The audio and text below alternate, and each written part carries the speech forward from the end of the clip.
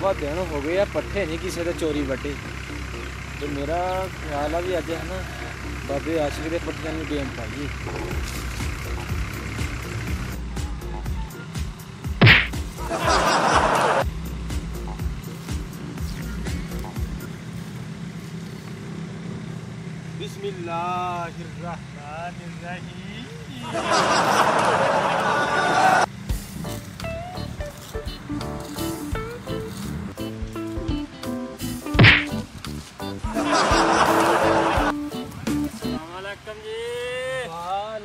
सलाम बीरा जी और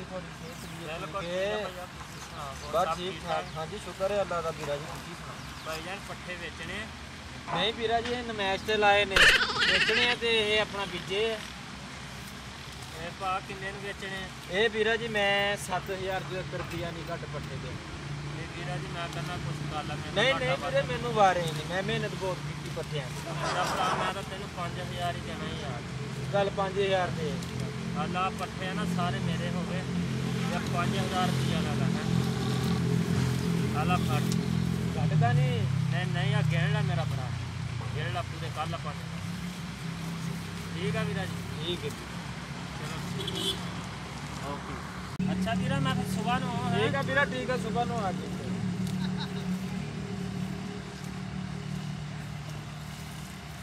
वीरा पट्ठे दे रही है मीडिया मजाक है मेरे ही ते मैं वड़दा पिया। अच्छा तो मैं सुबह नो ठीक है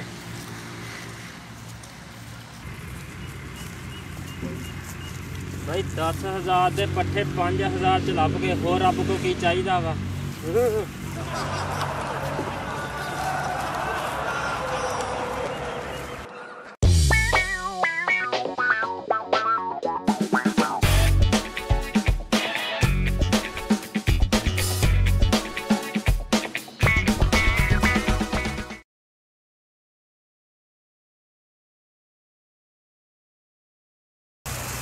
माशाल्लाह फसल तो चंगी खड़ी है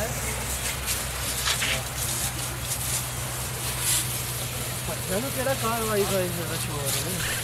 चलो देखते हैं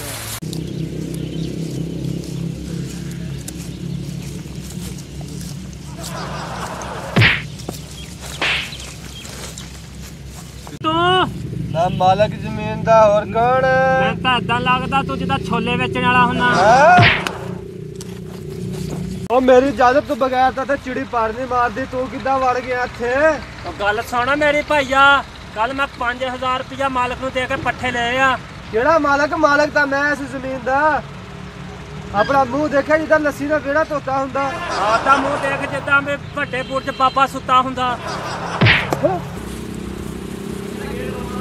ਉਹ ਮੌਲਾ ਚੱਕਿਆ ਤੈਨੂੰ ਫਰਾੜੀਆ 5000 रुपया भी लै गया तो कुट भी पवा गया।